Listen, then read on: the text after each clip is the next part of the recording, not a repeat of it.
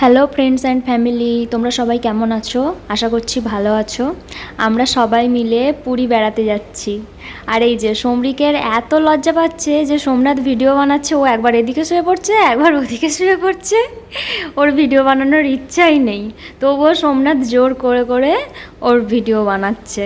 আর এই যে এখন আমার হাতে ক্যামেরা আর আমি এখন সোমনাথের ভিডিও বানাচ্ছি।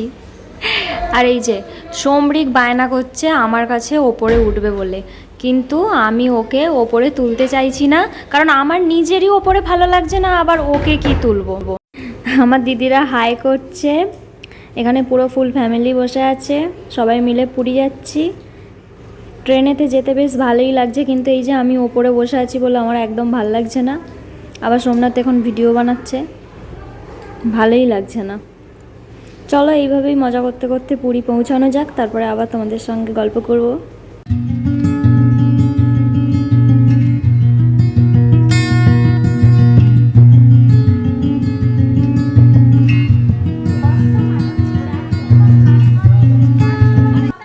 এখন ঘড়িতে বাজে ভোর 4:30।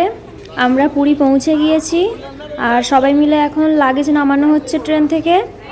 আর ওয়েদার এত খারাপ যে সারা রাতই বৃষ্টি হয়েছে, আর এখানে পুরীতেও ভালোই বৃষ্টি হচ্ছে। আমরা প্রায় ভিজেই যাচ্ছি, ভিজে ভিজেই এখন প্ল্যাটফর্মের দিকে এগোবো।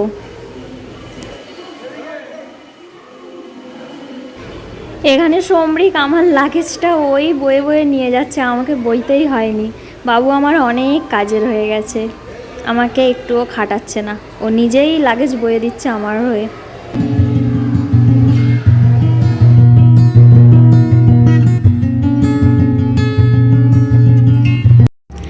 এখন বাজে 6:30। আমরা এবার হোটেলের দিকে রওনা দেবো। 4:30 থেকে 6:30 2 ঘন্টা আমরা প্ল্যাটফর্মেই ছিলাম, কারণ বৃষ্টি হচ্ছিল। আর এত ভোরবেলা আমরা হোটেলে গিয়েও কী বা করবো, ওই জন্য প্ল্যাটফর্মেই টাইমটা কাটিয়েছি। আর এখন এবার আমরা অটো ধরে সোজা চলে যাব হোটেলে। হোটেল আমাদের আগে থেকেই বুক করা ছিল। এবার হোটেলের দিকে যাওয়া যাক।